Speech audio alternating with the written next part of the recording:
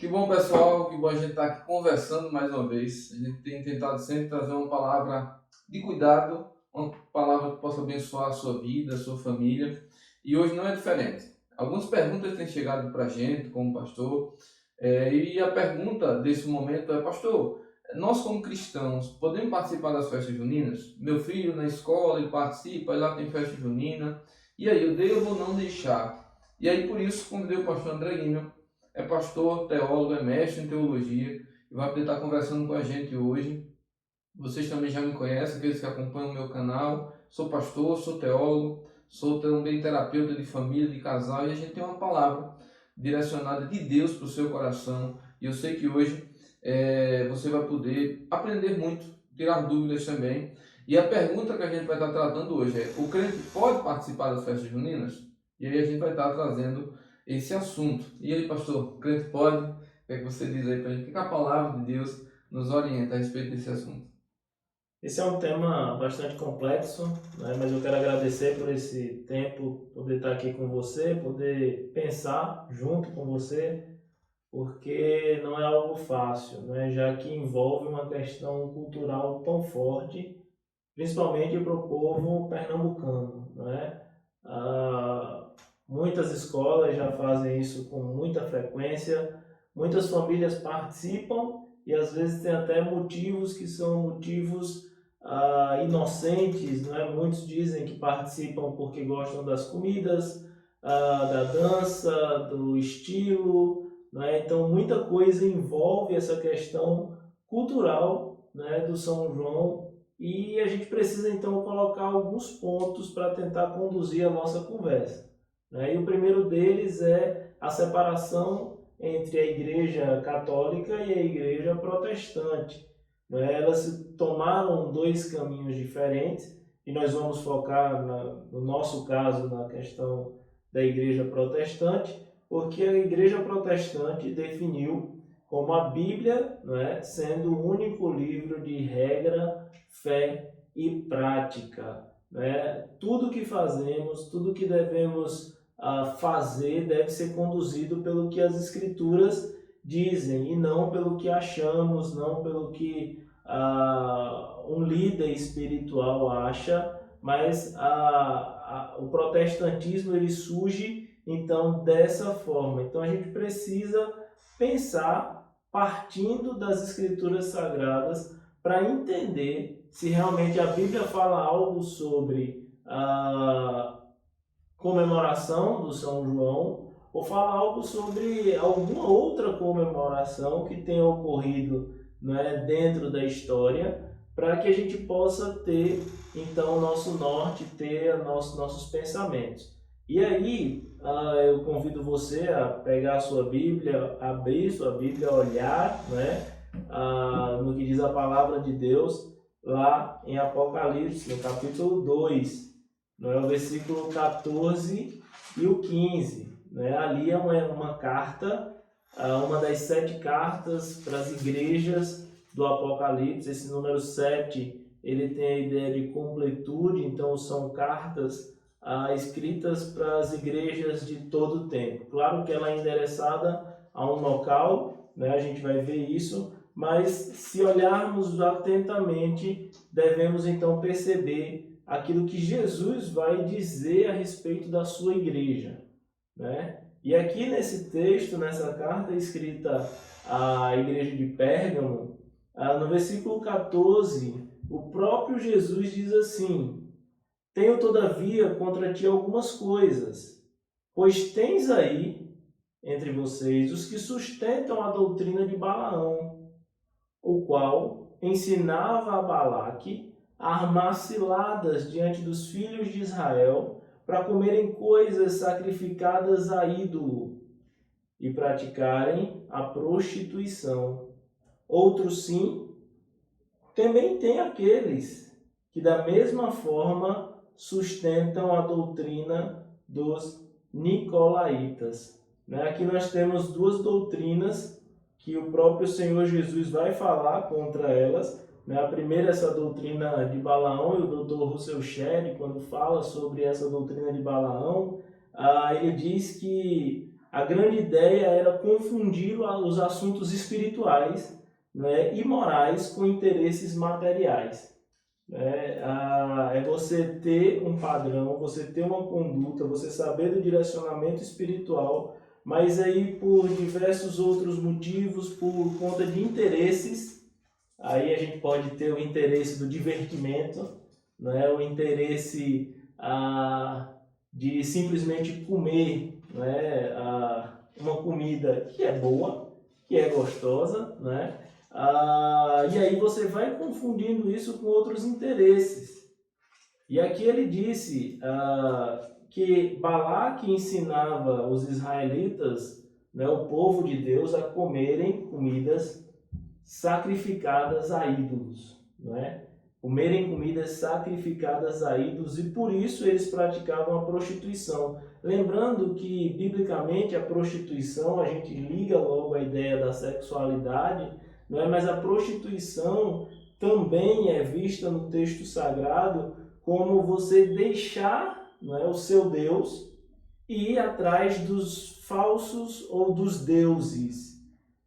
E aí você encontra um grande problema diante de Deus, porque Deus não aceita esse tipo de situação, né? Deus, ele não aceita adoração pela metade, ele não aceita serviço pela metade, ele não aceita compromisso pela metade. Então a gente tem que ter muito cuidado quando a gente olha para o texto sagrado e percebe que aqui existia uma questão cultural. Era comum, era normal, mas os filhos de Israel estavam indo comer coisas sacrificadas a ídolos. E é interessante, pastor, que quando você falou esse texto, eu me lembrei de um texto que está lá no livro de Atos, capítulo 2, no verso 42. Né? Você citou aí dois tipos de doutrina, e Atos capítulo 2 vai dizer que a igreja do Senhor, a igreja cristã, né, ela vivia na doutrina dos apóstolos, no partir do pão e na comunhão e nas orações.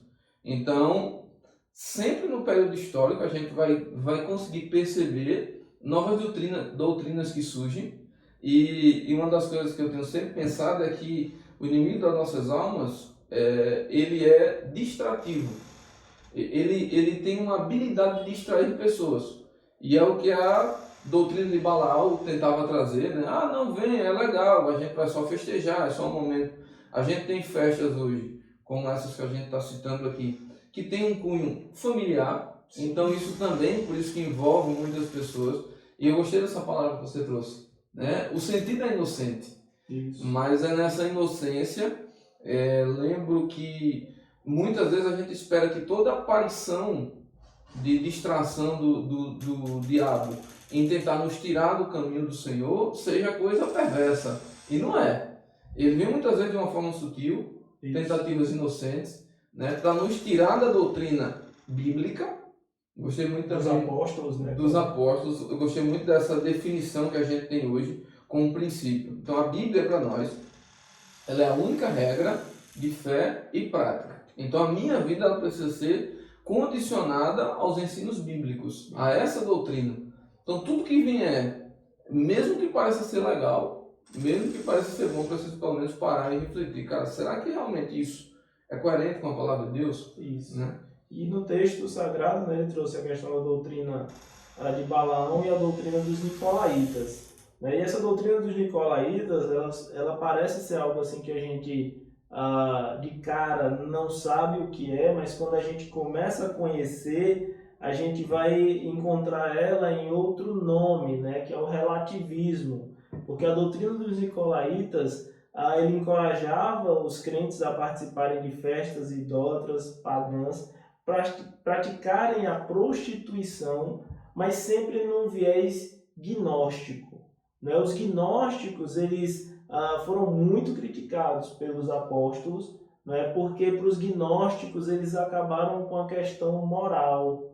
Né? Então, assim, você pode fazer qualquer coisa, não é? Porque tudo vai depender de como você mesmo interpreta aquilo que você está fazendo. Né? E aí isso traz um problema gigantesco, né? Porque a maioria das pessoas vai utilizar de desejos bons para tentar fazer coisas que aparentemente são boas, mas que o fim ou que a intenção de quem criou aquela festa era realmente uma adoração a outro que não é Deus. E aí a gente volta para os 10 mandamentos, né? E aí o primeiro deles já vai dizer, ó, vocês não podem adorar outro Deus, vocês não podem ter outro Deus além de mim. Então, aqui a gente precisa ter muita sabedoria de Deus, não é? Porque os gnósticos, eles não somente existiram naquela época, como eles ainda existem hoje. Porque é um pensamento. Isso, e eles estão às vezes no nosso meio, dizendo que Deus ele tá distante dessas nossas questões morais. Deus não está preocupado com isso. Algumas pessoas dizem, E né? é interessante também, pastor, que a gente vê que na Bíblia existe uma comparação muito clara entre a prostituição, né, e a idolatria. Isso. São pecados que a gente poderia até dizer sinônimos.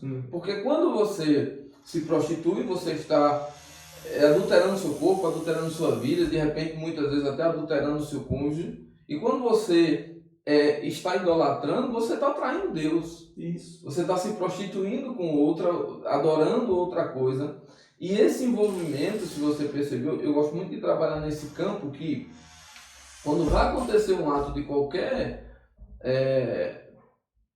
adultério, de qualquer prostituição, ele não é uma coisa instantânea. E primeiro vem um processo de sedução, depois vem um processo de conhecimento, depois vem um processo de aceitação, aí de ato. Isso. Então o pecado ele tem essa conotação, começa tudo muito pequenininho. É só uma brincadeira, a gente está só na escola. Então se a gente pensar, por exemplo, se a gente olhar isso no termo de ensinar o filho, então eu estou na verdade relativando isso, trazendo justamente essa doutrina do Nicoleto, dizendo ao meu filho, olha, você pode ir para a escola, se pode ir para a escola, por que não vai poder ir para Caruaru? Por que não vai poder ir para Campina Grande depois, né? Festejar com mais intensidade? Então a gente precisa começar a pensar isso. Tudo que a gente faz, ela tem que ser, e eu acho que é o que está sendo base da nossa conversa aqui, tem que ser estruturada na palavra de Deus. Isso. Porque a palavra de Deus nos orienta nisso. E esse texto de Apocalipse ele é muito forte para a gente, porque é a palavra de Jesus falando a respeito da sua igreja. Então, para muitas igrejas, daquele contexto das 7 cartas, ele vai falar sobre coisas que ele percebia nas igrejas. Como é que Jesus via a sua igreja? Né? A igreja que era mais forte, que era mais bonita, ele diz, vocês não conseguem perceber que são pobres, miseráveis, cegos, estão nus. Né? E vocês se acham muita coisa que na verdade não são.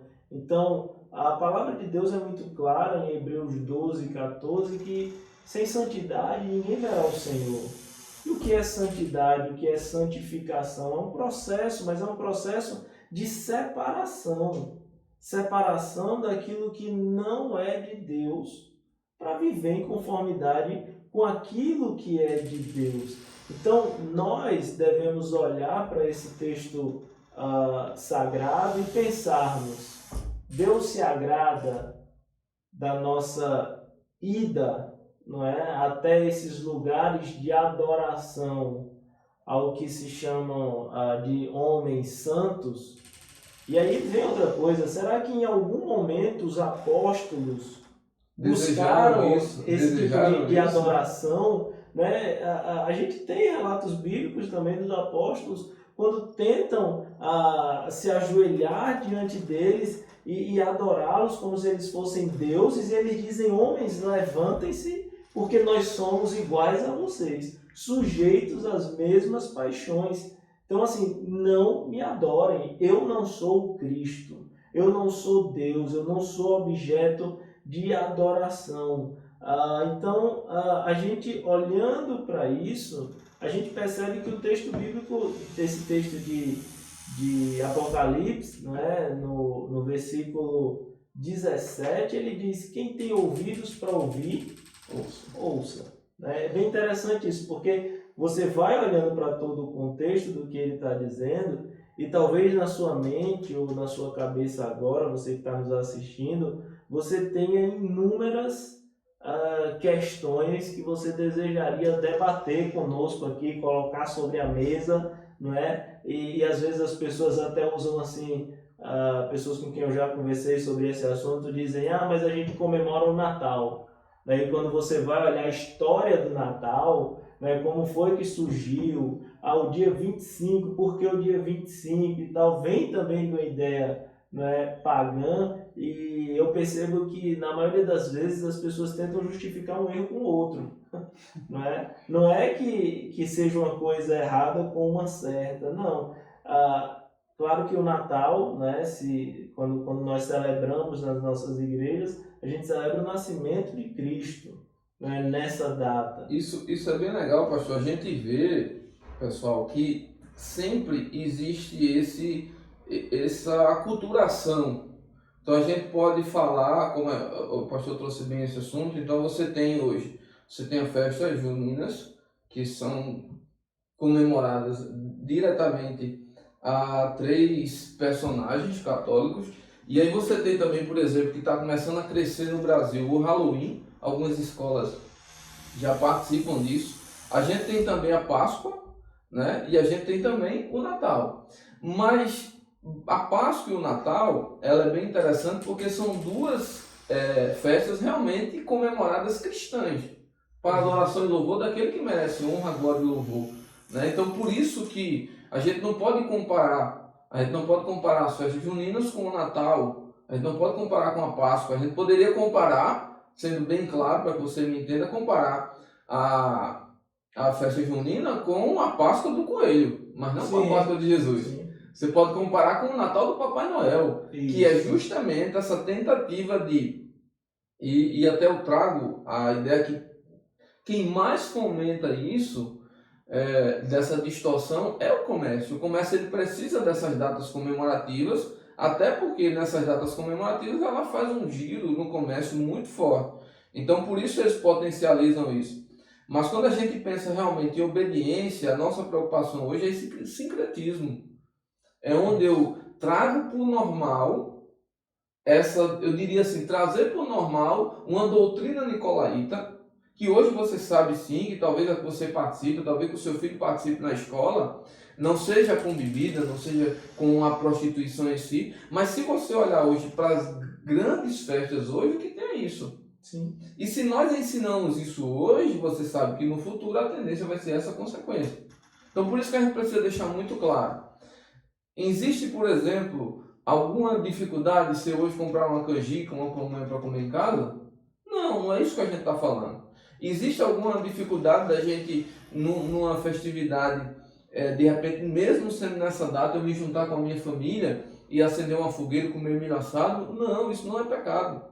Porque existe, inclusive, isso é incentivado para que a gente tenha momentos em família. O que a gente está falando hoje é o que é que eu estou participando. E o que eu estou participando está me levando a fazer o quê?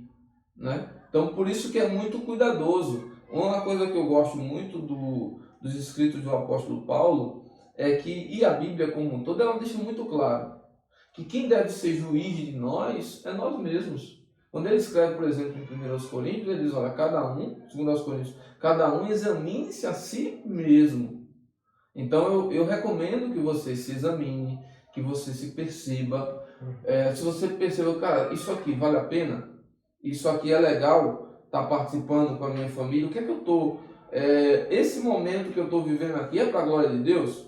Então, às vezes você deixa e você perde aquele momento para a glória de Deus e você se envolve naquele momento e traz ele para a normalidade. Vou dar um exemplo simples.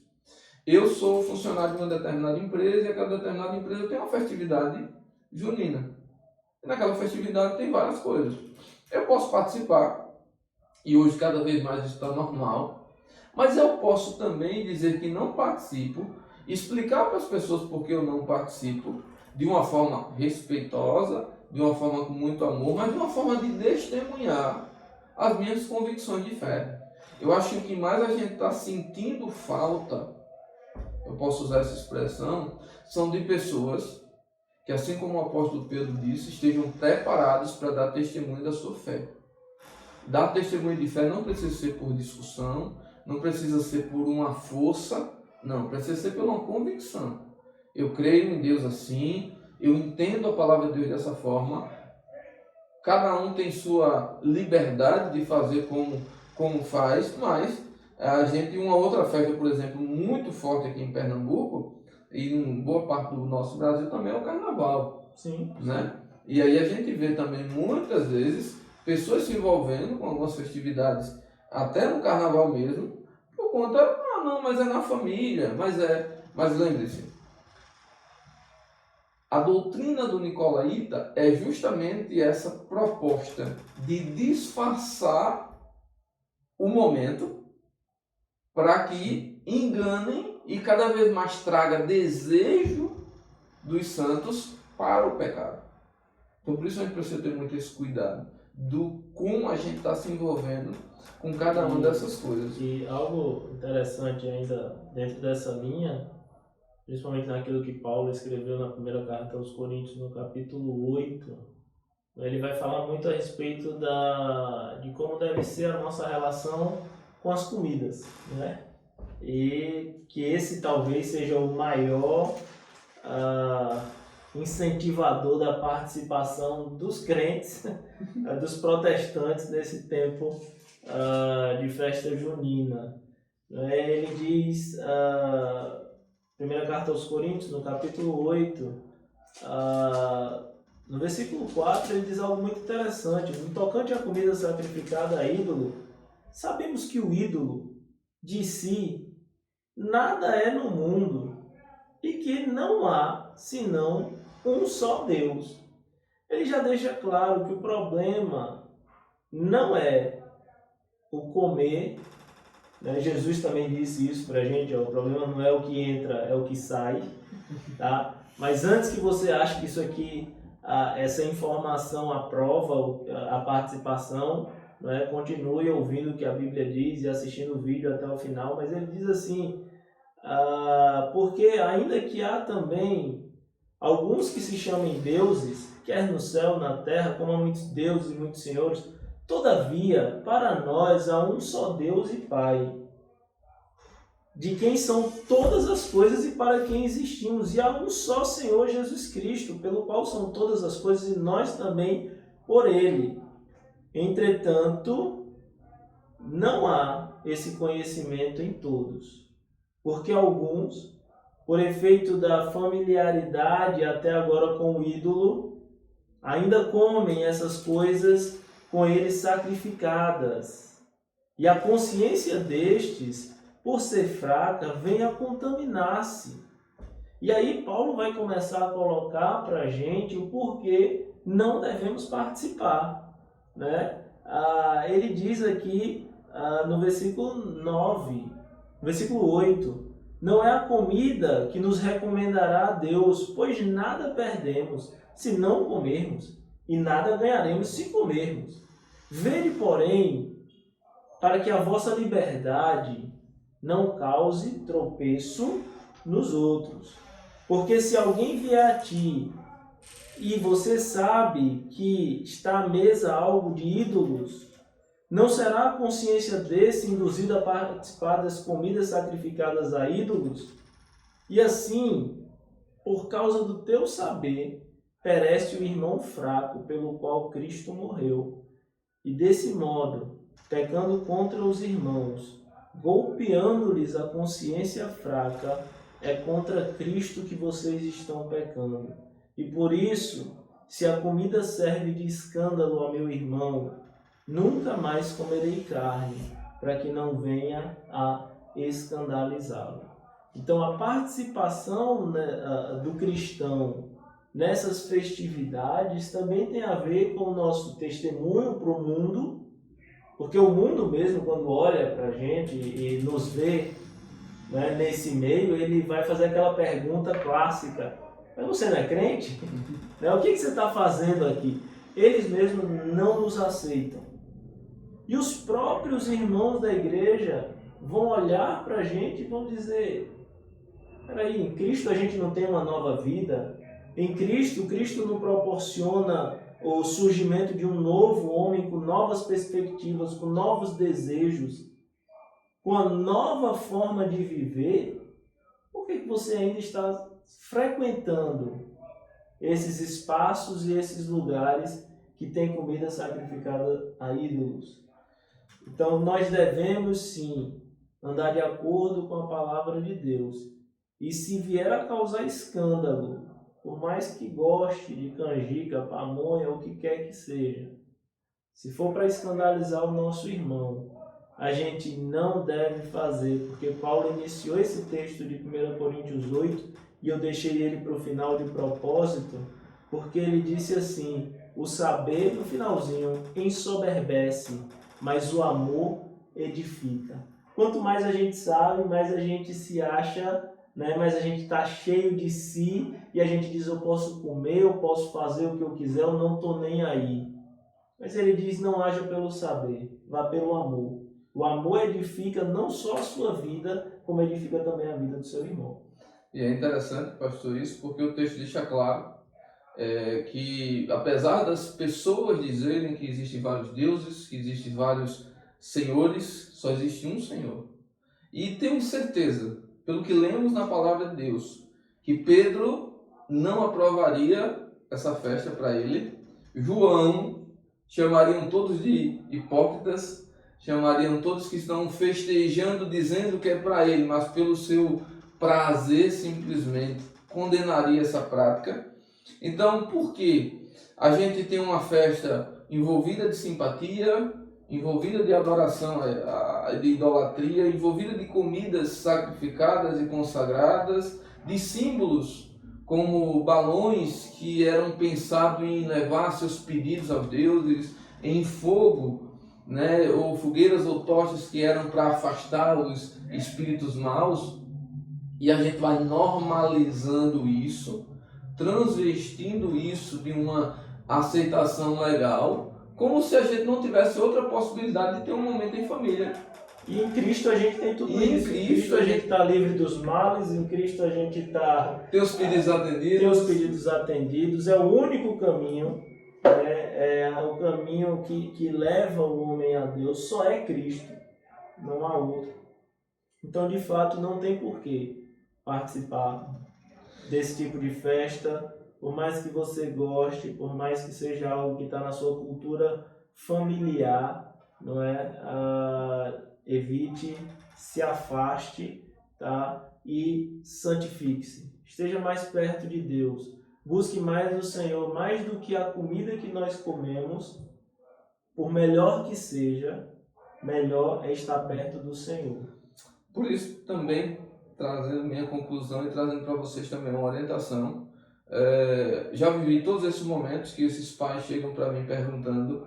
Eu tenho 3 filhos, vocês sabem, o pastor André tem 2 meninas, e as escolas dos nossos filhos sempre tiveram carnaval, né, recentemente, vão ter essas festas, e meus filhos nunca participaram. Eu sempre fiz questão de explicar para os professores que meus filhos não participam e por que não participam, muito respeitoso. Nunca cheguei lá dizendo que a igreja não vai ter, que a escola não vai poder fazer, porque a escola tem liberdade, como assim também eu tenho liberdade de educar meus filhos nos princípios que creio ser os princípios certos, que é a palavra de Deus.